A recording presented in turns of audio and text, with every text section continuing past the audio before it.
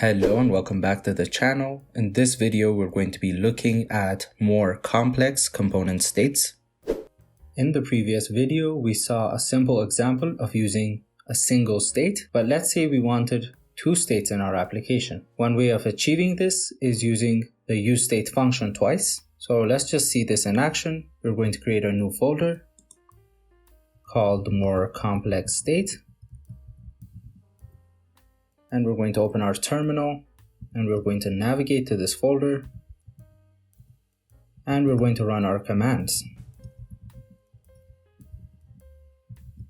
Let's call our application more state and we're going to use the React template and we're going to cd into our newly created application, which is more state, and we're going to install our dependencies. Once that's done, we're going to navigate to the source folder and we're going to delete the unnecessary files and we're going to clear out our main and our app file. So since we're going to be using states, we're going to import it using curly braces and we're going to define our app component, which takes no input. And in here, we're going to, as we said, we're going to use two useState functions. So we're going to create our first one. We're going to call it left and set left. And we're going to set it equal to useState with an initial value of 0. And we're going to have another one called right and set right. And we're going to set it equal to useState with an initial value of 0. So we're going to have two buttons. So we're going to be returning a wrap. Since we're going to be returning more than one statement, we're going to have whatever the value of left is. Then we're going to have our first button, which is going to say left. Then we're going to have another button, which says right.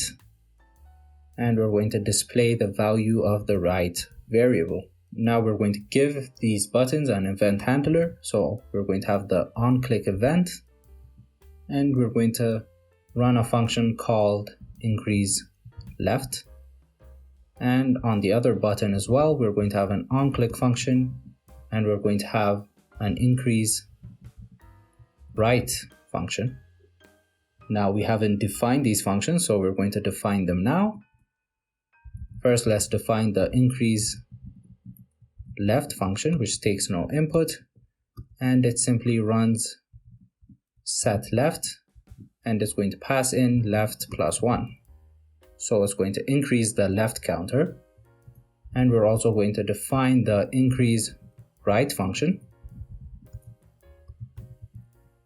and it's going to set our right counter to whatever right is plus 1.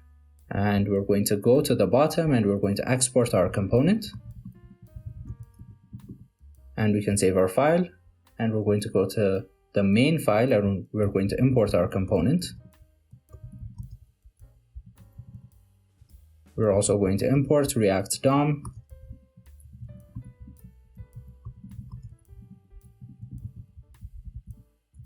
And we're going to use React DOM to render our component using create root, and we're going to pass in document.get element by ID, and we're going to give it root, and we're going to finally render our component, which is the app component. Again, we've misspelled React, so we're going to add a C here, and we're going to save our file, and now we're going to open our terminal and we're going to navigate to our project, which is in more state. And in here, we're going to run npm run dev. And now we're going to go to our browser. As you can see, we have two buttons and two counters. When we press on the left button, the left counter increases. When we press on the right button, the right counter increases. Now there is another way of implementing this using only one useState function. In order to do that, we are going to be using objects. So instead of having two useState functions, we're going to have one. Let's have the const keyword. We're going to call it click and set click. And we're going to set it equal to useState as we did before, but instead of passing 0, we're going to pass in an object. So we're going to pass in an object with a left attribute set to 0 and a right attribute set to 0. So in our increase left function, instead of using the set left, we're going to define an updated object. So we're going to have a new click, let's call it new click, and we're going to set it equal to an object with a left attribute of whatever click.left is. In the first render is going to be 0, so it's going to get 0, and we're going to add 1 to it. And we're going to leave the right component the same, so we're going to have click.right. And once we've done that, we're going to use the set click function, and we're going to pass it the new click. And we're going to do the same thing for increase right. We're going to have a new click, and this time we're going to leave the left attribute as it is, so we're going to have click.left, and we're going to increase the right attribute by 1. And using the set click function, we're going to pass in our new click.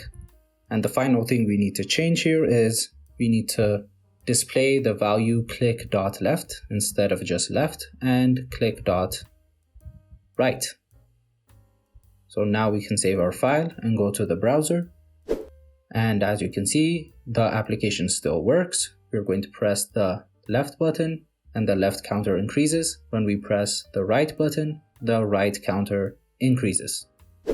Here we can see a concept called the object spread syntax. And what this does is it takes all the properties and values from one object and puts them into a new object, which we are going to be creating. And once it's done that, you can add attributes that you want to change. So we're going to be using the object spread syntax when we create a new click. So instead of having the right attribute, we are going to remove it. And at the top of our object, we're going to have 3 dots followed by the object we want to copy, which is the click object. So what's happening here is we're going to be copying the attribute of the click object to our new object, which is new click. And when we want to update a certain attribute, we can simply put it after the object spread syntax. So we're going to do the same for our increase right function. So we're going to have 3 dots followed by click, and we don't need to change anything else. We can save our file and go to the browser. And as you can see, everything still works.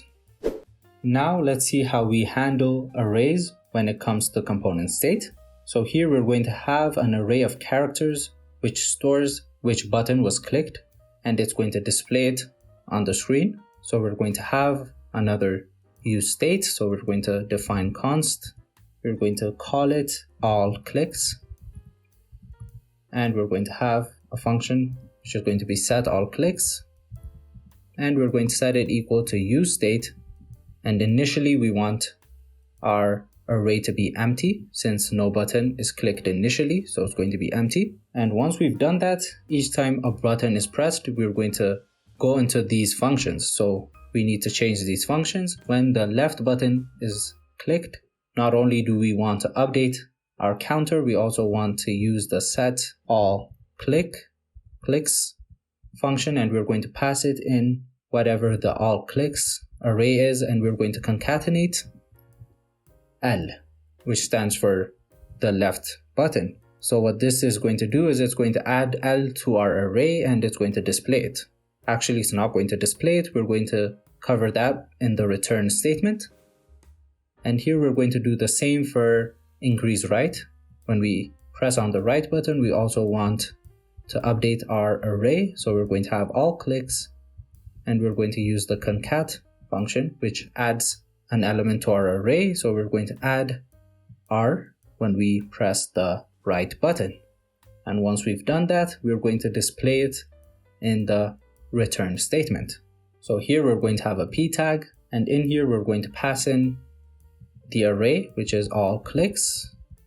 And since we want to not display it as an array but as a string, we're going to use a function called join. So we're going to have dot join, And what this function does is it's going to join the elements of an array using whatever we pass in the parentheses. So in this case, we just want a space. So now we can save our file and go to the browser. And now if we press on the left button, as you can see, L appears. And when we press on the right button, R appears. We can also add a total state, which is going to store the total number of buttons clicked. So we can define it here. We're going to call it total, and we're going to have a function set total, and we're going to use state and give it an initial value of 0. Now every time a button is clicked, we want to use the set total function, and we're going to set total to whatever total is plus 1. And we're going to do this for both the left and the right, so we're going to have it here as well. Plus 1, and we're going to go to the return statement, and we're going to add it at the bottom.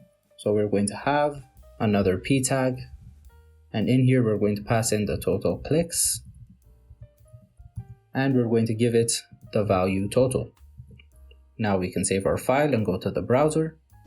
As you can see, we have total clicks, and it's going to calculate the total number of buttons that we have pressed.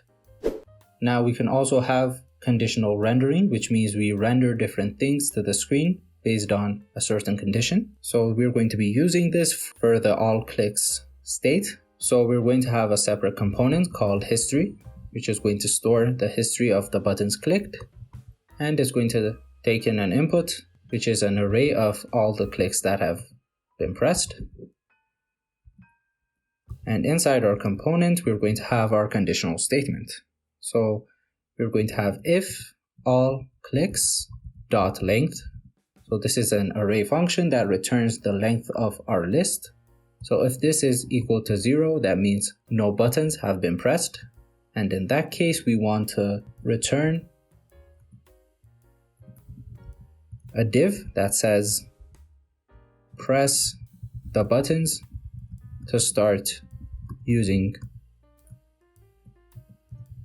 the app. And we're going to have another condition. So if this condition is not true, that means we have elements in our array, and in that case we want to return a div that says button history, and it's going to display, as we did before, all clicks dot join with a space. So we're going to use this component in our app component. So instead of p tag, and we're going to use the history component, and we're going to pass in the all clicks attribute, and we're going to give it the all clicks array that we have in our app component.